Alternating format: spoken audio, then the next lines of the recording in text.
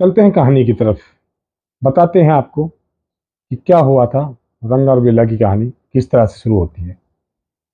धौलाकुआ के पास जो officers quarter है नेवी के, उनमें एक ऑफिसर थे, मदन लाल चोपड़ा।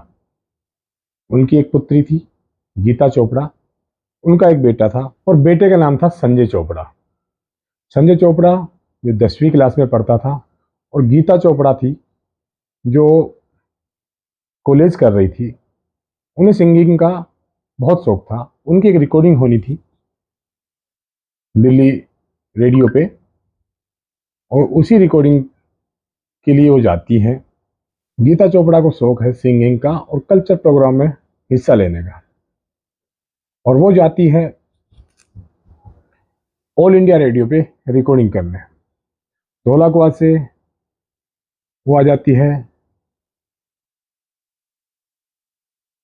लाल डाक खाना दिल्ली। इंतजार करने लगती है किसी ऑटो या किसी गाड़ी का या बस का, लिफ्ट लेने के लिए और आकाशवाणी जाने के लिए। तो वहाँ कुछ इंतजार करने के बाद में वहाँ एक गाड़ी आती है, फैट पीले कलर की, और उस गाड़ी को हाथ दे करके वो लिफ्ट मांगते हैं और उनसे पूछते हैं कि तुम्हें कहाँ जाना है। तो कहते हैं हमें आकाशवाणी जाना है, हमारी रिकॉर्डिंग है। तो वो उनको बैठा लेते हैं और बैठा के कहते हैं कि हम उधर ही चल रहे हैं, आपको हम छोड़ देंगे। और दोनों और भाई और बहन, उसका भाई 10वीं क्लास में पढ़ता था, करीब 14 साल 15 साल का रहा होगा, और गीता चोपड़ा करीब 20 साल। दोनों भाई बहन और भाई दोनों बैठ जाते हैं गाड़ी में, और गाड़ी चलने लगती है। थोड़ी आगे बढ़ती है तो भाई तो छोटा था, उसको तो मालूम था नहीं कि गाड़ी सही जा रही है गलत जा रही है, सही रास्ते से जा रही थी। लेकिन बहन आती जाती रहती थी, तो वो ड्राइवर को टोकती है, क्योंकि गाड़ी जब तक ठीक जाती है जब तक वो चुप बैठे रहते हैं, और जब गाड़ी गलत रास्ते पे चलने लगती है तो वो टोक देती है। कहती है कि भैया ये तो रास्ता आकाशवाणी की तरफ नहीं जा रहा है, रेडियो स्टेशन की तरफ नहीं जा रहा है, आप हमें कहाँ लेके जा रहे हो। लेकिन ड्राइवर कहता है कि ये रास्ता ठीक है, और लड़की विरोध करती है। इसी बात के लेकर उनकी दोनों की हाथापाई शुरू हो जाती है, और लड़की लगातार उनसे मुकाबला करती है कि हमें रोक दिया जाए, गाड़ी से उतार दिया जाए। लेकिन वो रोकता नहीं है, और ड्राइवर भी उस लड़की को के साथ मारपीट करने लगता है। तो छोटा जो भाई था उसका, वो गाड़ी की तरफ बाहर आवाज़ लगाता है, हेल्प के लिए चिल्लाता है, और वहाँ से गुजरने वाला एक व्यापारी वो आवाज़ सुन लेता है और अपनी स्कूटर उस गाड़ी के बराबर लगा देता है। उस व्यापारी का नाम होता है घनश्याम। वो उनके बराबर गाड़ी लगाता है, लेकिन जैसी ही गाड़ी आगे एक रेड लाइट पे पहुंचती है तो गाड़ी कुछ धीरे होती है, और स्कूटर भी स्लो हो जाता है।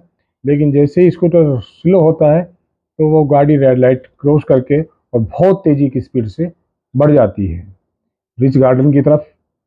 जो सुनसान इलाका था उस टाइम में, शायद अब तो बहुत बिल्डिंग वगैरह बन गई होगी वहाँ पे, लेकिन उस टाइम में वो सुनसान इलाका था। उनमें जो गाड़ी का ड्राइवर और जो उनके साथ था, रंगा और बिल्ला दोनों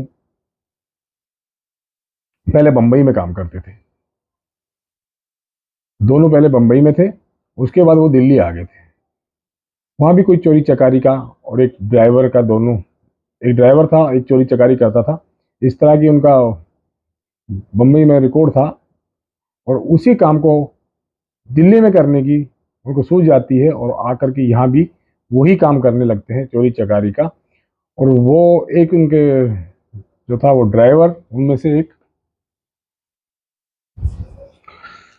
गाड़ी आगे बढ़ती है, पहुंच जाती है बुद्धा गार्डन के पास, रिच गार्डन में, जो बहुत ही सुनसान जगह थी उस टाइम में।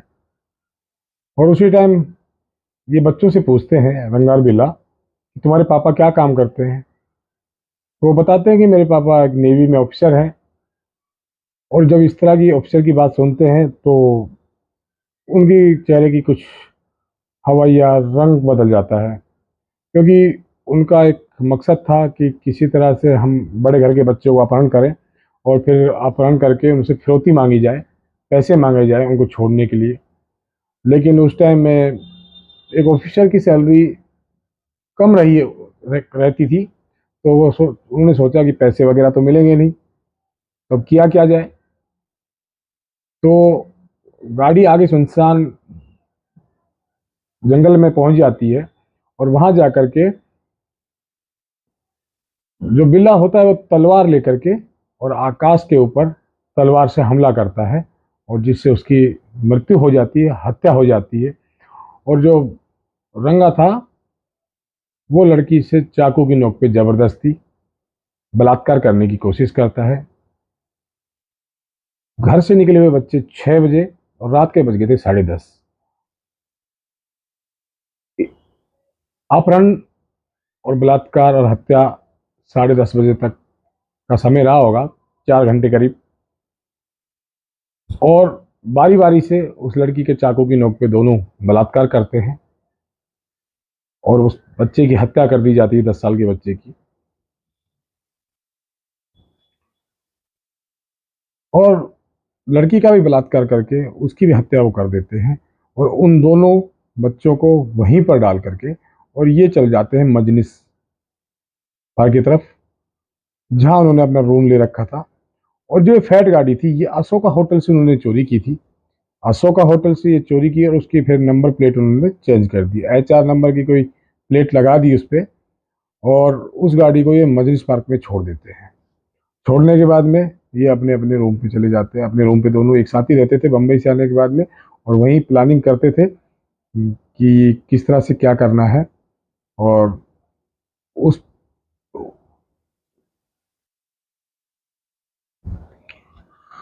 उधर माँ बाप परेशान हो जाते हैं कि बच्चे हमारे अब तक घर नहीं आए, और बच्चों की गुमशुदगी की रिपोर्ट दर्ज हो जाती है राजेंद्र पार्क में। राजेंद्र नगर पार्क थाना है, उसमें रिपोर्ट दर्ज करवा दी जाती है बच्चों के लिए कि बच्चे हमारे गुमशुदा हैं। और पुलिस उनको काफ़ी ढूंढती है, लेकिन पुलिस को वो नहीं मिलते हैं। अचानक पुलिस के पास 2 दिन के बाद एक फोन आता है। फोन एक किसान का होता है जो अपनी भैंसों को चराने उस जंगल की तरफ जाता है। वो देखता है कि वहाँ पे 2 लाश पड़ी हुई है, और उन लाशों के बारे में पुलिस को वो सूचना देता है। और जब पुलिस जाकर के देखती है तो वो लाश गीता चोपड़ा और आकाश चोपड़ा की होती है, जिनकी गुमशुदगी की रिपोर्ट पहले लिखी हुई है। और जैसे ही ये खबर दिल्ली के लोगों को पता लगती है, ये खबर फैलती है, तो जिस कॉलेज में वो लड़की पढ़ती थी गीता चोपड़ा, उस कॉलेज के छात्र छात्राएं सड़कों पर उतर आते हैं, और सड़कों पर उतर करके बहुत बड़ा हंगामा शुरू हो जाता है, बवाल मच जाता है पूरी दिल्ली में कि इस तरह की हत्या हुई है और लावारिस मिले हैं। ये इतना उग्र आंदोलन हो जाता है कि सभी लोग ये चाहते हैं कि भाई किसने हत्या की है और उनको जल्दी से जल्दी पकड़ा जाए। लेकिन उस टाइम में मोरारजी देसाई देश के प्रधानमंत्री थे और विदेश मंत्री थे श्री अटल बिहारी वाजपेयी। और अटल बिहारी वाजपेयी हंगामा बढ़ता हुआ देख के बच्चों के बीच बच्चों को समझाने के लिए आ जाते हैं, और बच्चों के बीच में आके उन्हें समझाने का प्रयास करता है। लेकिन तभी वहाँ बच्चों द्वारा पत्थरबाजी हो जाती है। एक पत्थर अटल बिहारी वाजपेयी के सर में लगता है, और अटल बिहारी वाजपेयी की सर से खून बहने लगता है और उनका सर फट जाता है। और यह खबर इतना तूल ले लेती है कि देश के जितने भी अखबार हैं उन अखबारों में यही छपने लगता है, यही पूरे पूरे अखबार में इसी घटना का जिक्र होता है। और अटल बिहारी वाजपेयी का जो कुर्ता सफ़ेद पहनते थे वो पूरा लाल कर दिया था छात्रों ने, उनका सर फोड़ करके। और ये खबर बहुत ही ज़्यादा छपने लगती है, लगातार छपती है। लेकिन इस खबर को पढ़ने वाला एक वो व्यापारी जो घनश्याम था, जिसने स्कूटर से पीछा किया था, वो भी देखता है, और उन बच्चों की लाश देख के वो समझ जाता है कि ये तो वही बच्चे हैं जिस दिन उनका गाड़ी में किडनैप किया जा रहा था।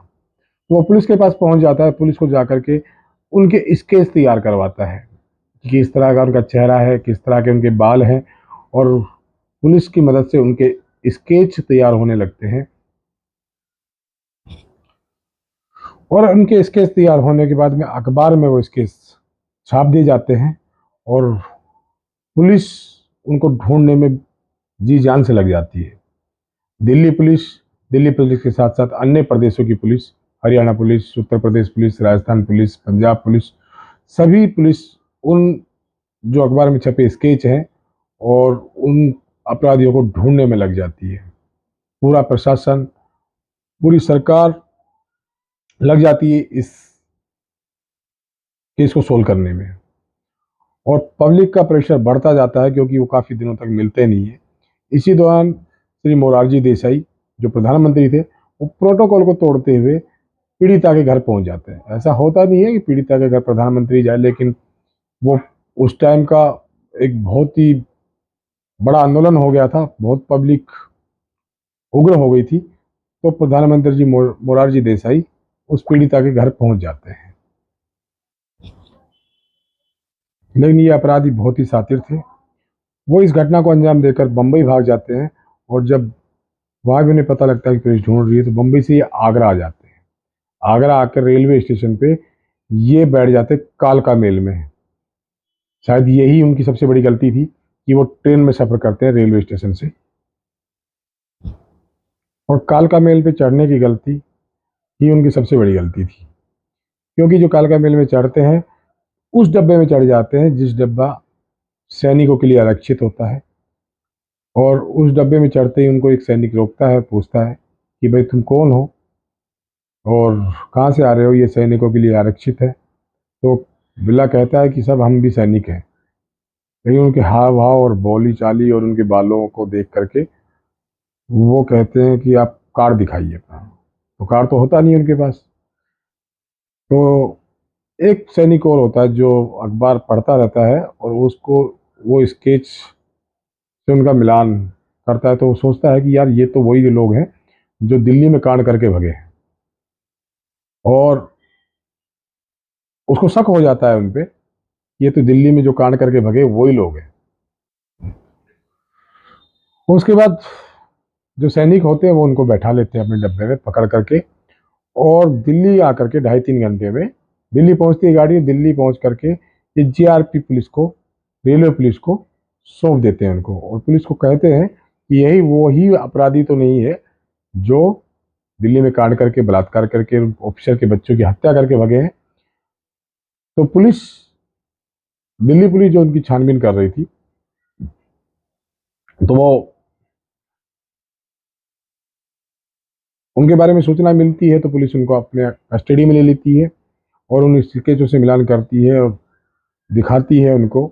जो महस नाम का व्यापारी था उसको दिखाती, तो वो पहचान लेता है कि ये तो वही है। और पुलिस ने उनके बारे में सबूत इकट्ठे किए, जो उनके डीएनए था, फिंगरप्रिंट थे, गाड़ी में जो उनके बाल वगैरह जो मिलते हैं उनसे मैच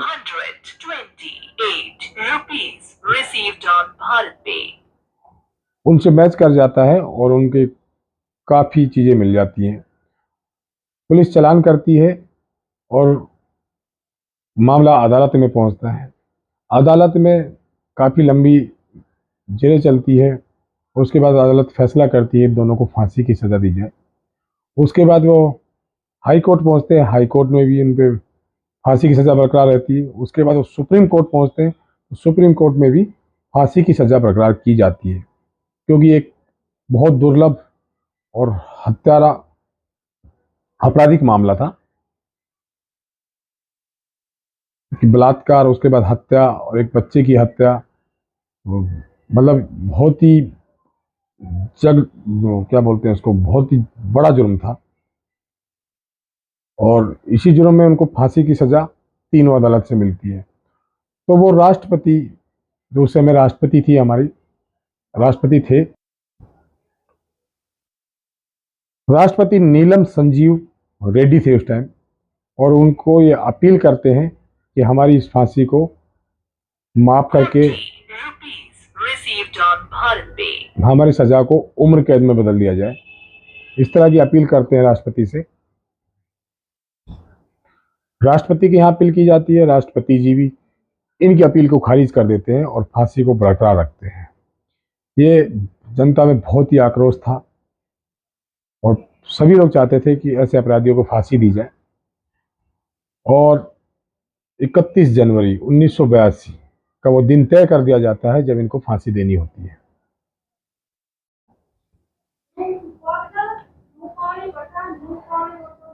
उसके बाद इन दोनों को फांसी दे दी जाती है। हिंदुस्तान की तारीख में ये ऐसा पहला मामला था जो 4 साल में अंजाम तक पहुंचा और गीता चोपड़ा और आकाश चोपड़ा दोनों के कातिलों, बलात्कारियों को फांसी की सजा दी गई। लेकिन ये फांसी, बिल्ला तो मर जाता है फांसी देते ही, लेकिन जो रंगा होता है वो 2 घंटे जब उसको बाद चेक किया जाता है तो उसकी सांसें चल रही थी। कहते हैं उस टाइम 2 घंटे तक, फांसी देने के 2 घंटे बाद तक वो लटकता रहा और उसमें भी जिंदा रहा। उसके बाद उसका ऑफिसर जाते हैं, उसके पैर वगैरह पकड़ के जल्लादों से खिंचवाते हैं और जब उसको उसके अंजाम तक पहुंचाया जाता है, उस अपराध के अंजाम तक। और ये रंगा और बिल्ला बहुत ही दुर्दांत अपराधी थे जिनको फांसी दी गई। आज भी जो बच्चों को बहादुरी का पुरस्कार दिया जाता है, इन दोनों बच्चों के नाम से ही दिया जाता है। और जो इस कहानी में जो चश्मदीद थे, जिन्होंने देखा था स्कूटर पे, वो अपने बयान में बताते हैं कि ये बच्चे निडर थे।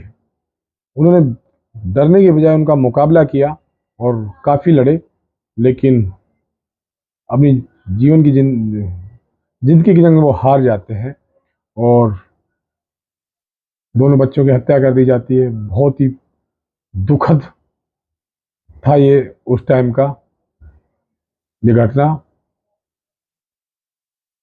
उसके बाद ये घटना 47 साल, करीब 40 साल बाद में दिल्ली में दोबारा से घटी थी, निर्भया के रूप में। निर्भया जो कांड हुआ था, अब हम आगे की सीरीज आपको सुनाएंगे निर्भया के कातिल किस तरह के थे और किस तरह से उन्होंने निर्भया के साथ दरिंदगी की। हम अपने चैनल पे इसी तरह की कहानियाँ लेते रहेंगे। मैं ईश्वर सिंह आपके लिए लाता रहूँगा इस तरह की कहानियाँ, और मैं आपसे एक निवेदन करता हूँ कि आप मेरे चैनल को सब्सक्राइब करें। आपका सपोर्ट ही मुझे प्रेरित करेगा कि कुछ इस तरह की मैं कहानियाँ आपके लिए लाऊं ढूंढ के। तो आपसे अनुरोध है कि मेरे चैनल को ज़्यादा से ज़्यादा शेयर, सब्सक्राइब और लाइक करें। धन्यवाद। मिलेंगे एक और नई कहानी में कल।